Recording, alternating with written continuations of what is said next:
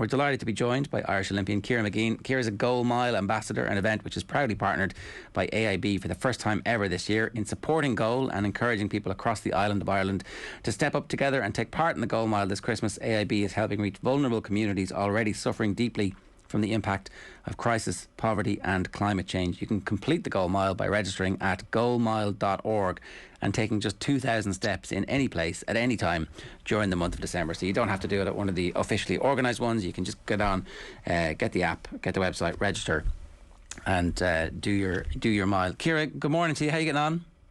Good morning. I'm not too bad, thank you. And a happy Christmas to you as well. I see you're festive over your shoulder there.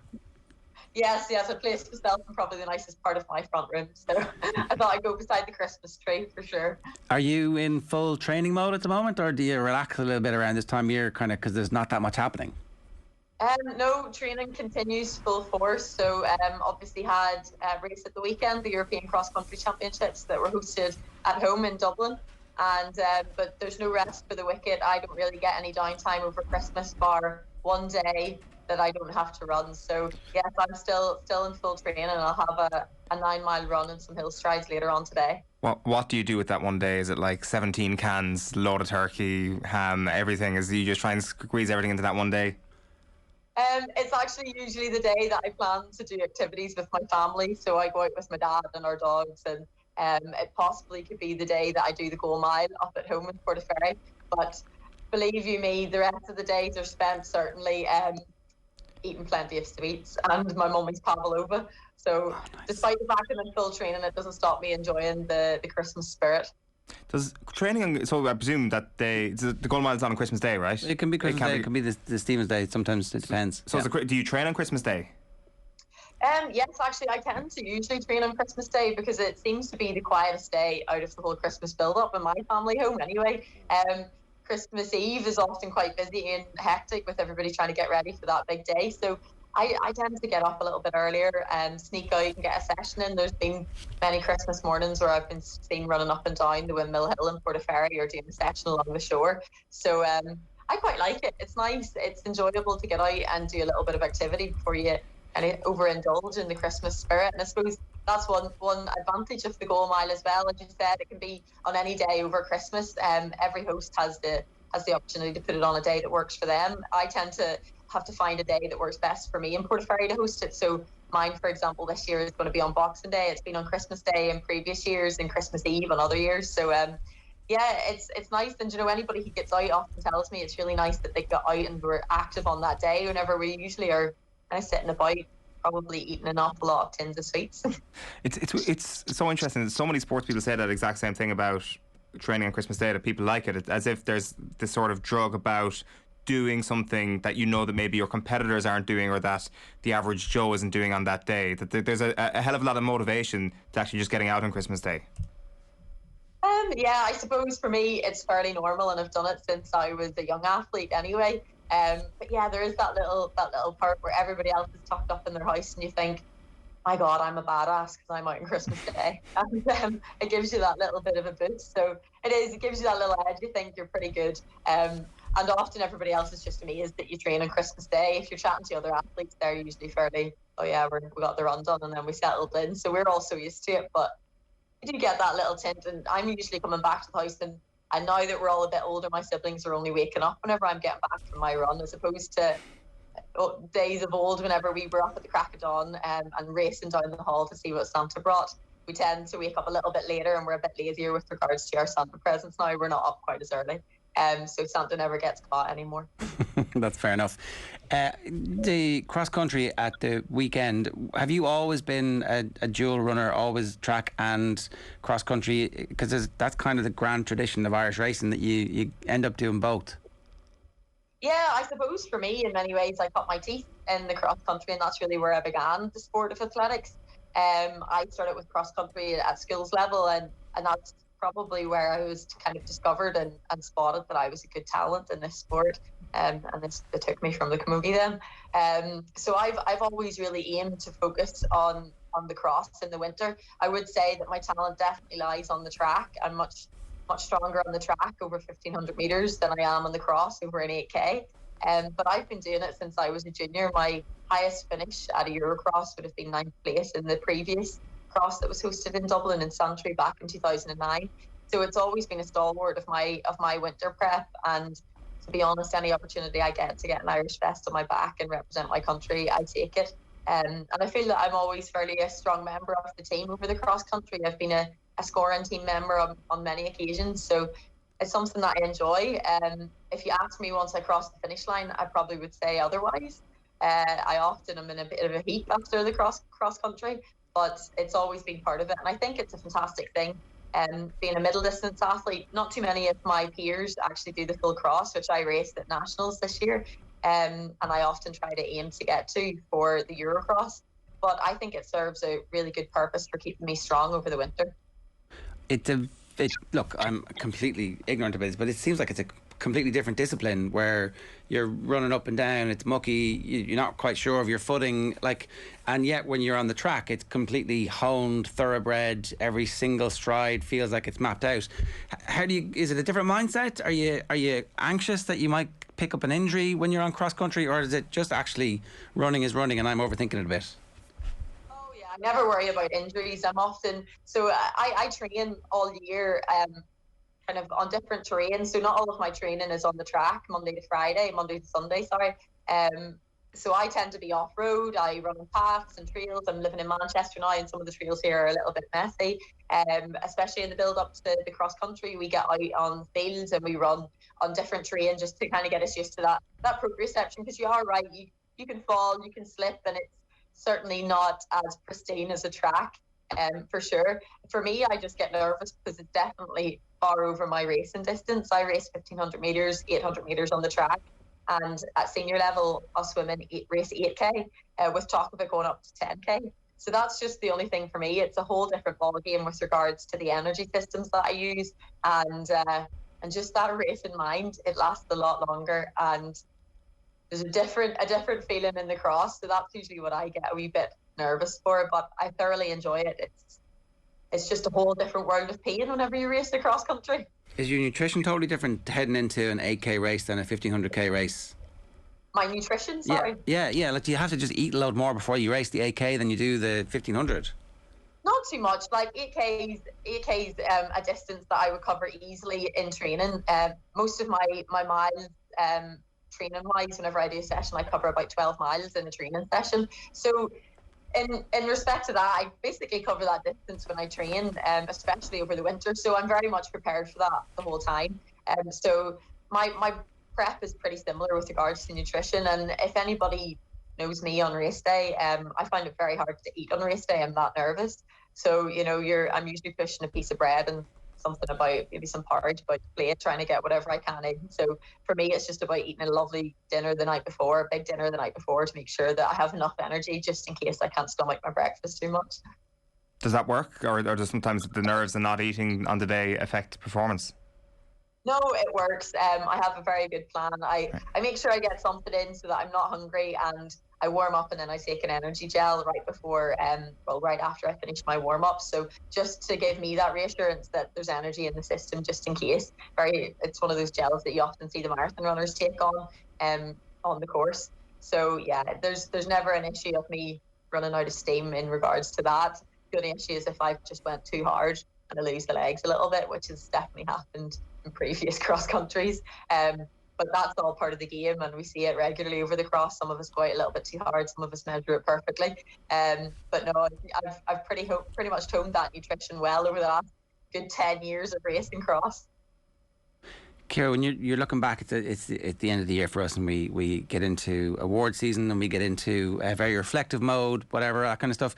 How do you look back on the year, given everything that happened around the Olympics time? What's your sense now of the madness for you that we didn't know anything about in advance of it, and kind of even just the preparation, the injuries? Yeah, I suppose I'm a person that chats openly and honestly whenever it comes to my championships, and especially in reflection after. But whenever I was in that lead up and suffered a few injuries, it's the type of thing that I just focus on and hone in on, and then I try to get through, and I don't draw too much attention to it because me in that moment needs to improve, and And it's not really something whenever you're wanting to go out and compete against the best in the world, you don't need your competitors knowing that you were suffering an injury in the immediate lead up to the race. Whenever I reflect back, my season was a difficult one. 2021 is certainly going to be a year that I look at with a little bit of frustration and a little bit of disappointment. It was a very tough year all around. Obviously, with the start of the year, with Jerry Kiernan's death, my coach, my previous coach Jerry, and that was something that hit me very, very hard, and took a long time to kind of process. And then I focused on the outdoor season. I got ready for that, managed to tear my glute. I don't even know if too many people know about that. Managed to tear my glute the end of March, early April, which then I had to work hard to get through and miss a little bit of training. And then obviously in the immediate build up to my Olympic Games, I tore my calf. So it was a very strange year for me, having never torn anything before. My left leg seemed to just want to sabotage me this year. So it was very disappointing to know that I was in good shape and to really want to put my best 2 feet out there in the Olympic Games and represent my country. And, you know, it's my whole life's work. For that to be dashed a bit was very hard to come to terms with. But in saying that, I've processed it now. I've chatted to friends who have went to the Olympic Games and come away disappointed and realised life throws many disappointments at you. And if you really just dwell on that negative, then you'll really not be able to find any joy in those moments. And I wanted to look back and remember my previous Olympic Games as something that was positive and a huge privilege to represent my nation at that level. And to be a 2-time Olympian is something that's truly special as well. And hopefully I'm aiming to be a three-time Olympian. So I'm trying to change the dialogue in my head towards it to be a bit more positive, but I will be disappointed to have not really got to show my true form out there. Was there something that was said? Was there a moment that the penny dropped for you to change that mindset, to help you through that process and look at things in a more positive way? Yeah, I'd say for me, I came back and I started realising, like, people are like, oh, how was the Olympics? And people were so positive and so they really enjoyed it. And despite my Olympic Games being something that wasn't what I wanted and what I really aimed for, I was like, life's too short to be negative and to be putting those negative vibes out into the world whenever people are asking me about it. Also, I realised after the Games, we never really got to chat at large with our fellow Irish athletes because obviously being a COVID Olympics, we weren't really allowed to mix even within the team. I was obviously among the athletics team, but among my other fellow Irish athletes, it was a little bit disappointing. I only got a couple of brief chats with some of the other athletes. But when I did, I realised there's a lot of us that are coming away slightly disappointed. There's only a handful that come away with medals. And it's very hard to, you know, have that best performance out there in the day, despite all of us trying so hard to do it. And I was like, okay, we're all feeling very similar. And this is kind of actually part of the journey of sport. And whenever I came back, I have a teammate here in Team New Balance Manchester at Fastenberg. She competed in Rio. Before I was competing in Rio too, I didn't know yet back then. She came away from that Olympic Games disappointed. And I was trying to talk to her about, you know, we have to actually look at this in a positive way. We're Olympians, and that's something to be so proud of. So I think those moments really made me try to re-clarify that and reevaluate and be a bit more positive in it, because there's no point in always being negative. No, it's true. At the same time, you definitely need to process the feelings of pain and that, because you reference it there. It's your life's work, and you're trying to. It's such a tense balancing act for athletes, where you go to a major championship like this, and we've been asking you for the last 4 years, about 5 years in this case, about the Olympic Games, and you're so excited about it, and then a really random weird injury, the glute. I had just doing a little bit of reading. I think it was a Carl Denny piece. It was like no one's ever really heard of this before, particularly for finely honed athletes like you. So that must have been a bit of a setback. Going into the Games, what was your mindset? How well did you believe you could do, or did you had you already made peace with the fact, not made peace, had you already accepted the fact that you weren't going to be able to be at your best? Yeah, I suppose that was something that was very hard for me, because obviously I chat then there about like processing that. I spent a lot of time in that week leading up to me entering the Olympic Village and competing, battling with my demons, crying a lot. To be honest, whenever the initial injury happened, I feel like I held it quite well. I'd imagine the medical staff were like, here's what taking this very well. And whenever I sat down, in as much as the injury was the reason, even just had to take time off in the week leading up. I basically had to take a week off, 5 days to a week off running in the lead up to my Olympic Games. And to put that into perspective for people, I usually take a week off a year. So the fact that very week leading into me competing in the Olympic Games was just me being able to spin to try to keep up a little bit of aerobic fitness, but I wasn't able to run, was something that I find very, very hard. And whenever I sat down with my coach Steve, our physio Ciara, and our doc Alan, and they said, okay, I think the best course of action is to give this calf as much time to heal, and you can aerobically train on a bike. I got up and I left the room and just cried in a separate room because I was like, my goodness. I was tempted to nearly punch one of those lovely paper walls that you get in Japanese settings, but I didn't, because I didn't want to do that to that lovely hotel. And just that sheer frustration at all the hard work that I had done had just been dashed, and I knew that it was going to impact me. But I entered the Olympic Village and I focused back in. I did runs and strides the day before I got to compete. I felt good, and I said, okay, no matter what, I'm going to put myself out there and I'm going to give it absolutely everything. I chatted to my sports psychologist, Kate Kirby, and she ultimately said to me, okay, the doctors had presented me all of the fact that I'd go out and race and I could make this worse, which I knew was going to be the case once I put my spikes on and I'm running full pelt. There's a definite chance that I could make this calf tear even worse. But Kate was like, okay, if they tell you that you can run and you might have a very bad injury at the end of it, or you don't run at all, which is the decision that you're going to do. And I was like, no matter what, I'm towing the line. I'm not walking away from this race. So that's the mindset I went in with it. I'm going to give absolutely everything out there. And I felt good on the day. I just feel, honestly, that week leading in of not having running had its effect on me. I wasn't as sharp as I usually would be, but that was the prep that I had to do in order to be in a place that I could run. Otherwise, I may have not actually been able to run due to pain. So it was hard. I had to process a lot that week and processed a lot before I left the village. And believe you me, it's certainly a driving force in my training. It's 3 short years now to the next Olympic Games.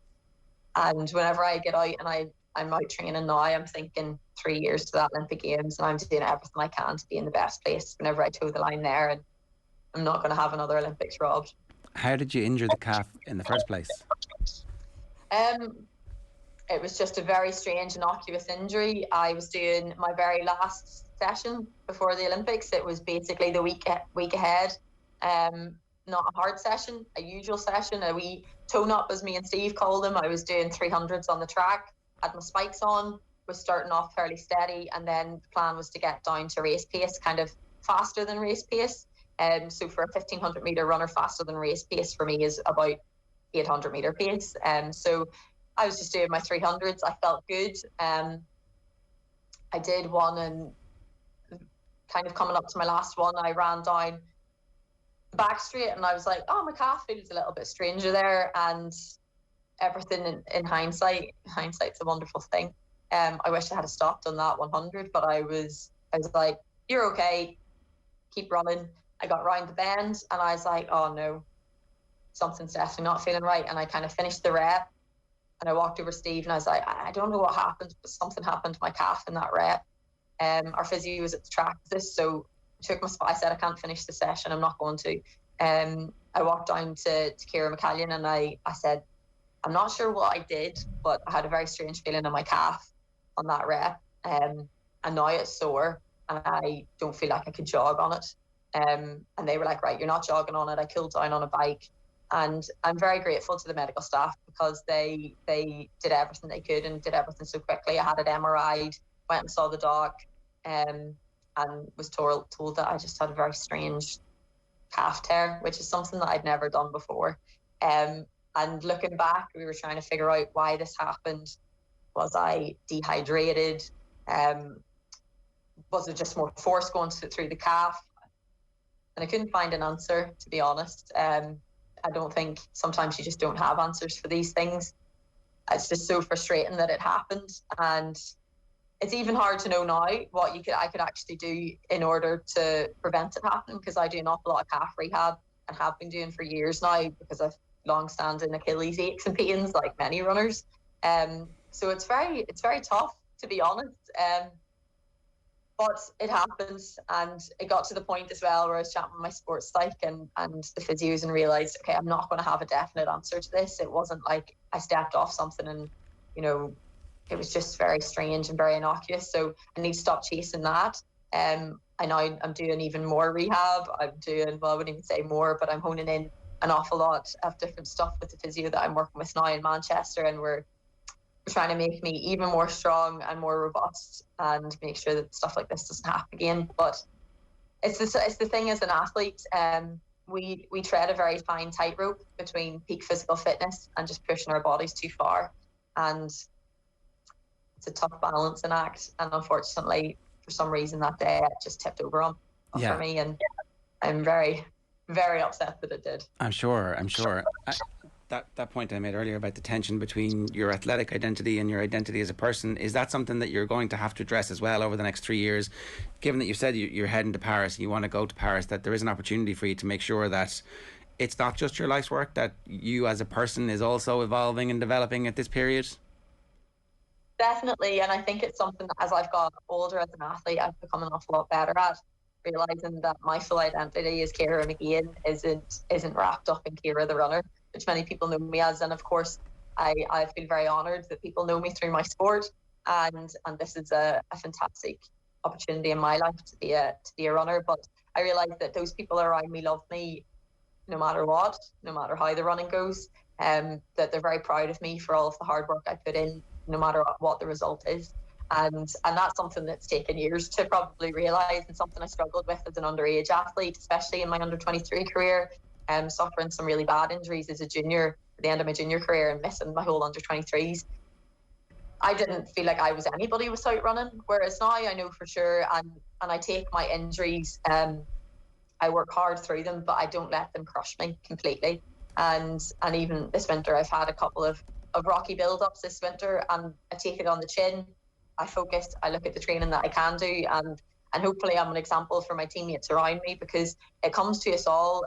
We all get injured, we all pick up injuries, and it's as much in for everybody in life as well. You know, you don't let one certain thing identify you completely. So yeah, I feel like I'm an awful lot more rounded as a person, and I'll probably continue to do that. And that don't get me wrong, whenever something goes poorly in my athletics, it has a big impact on me, because it is my life's work, and it will be until I hang up the spikes.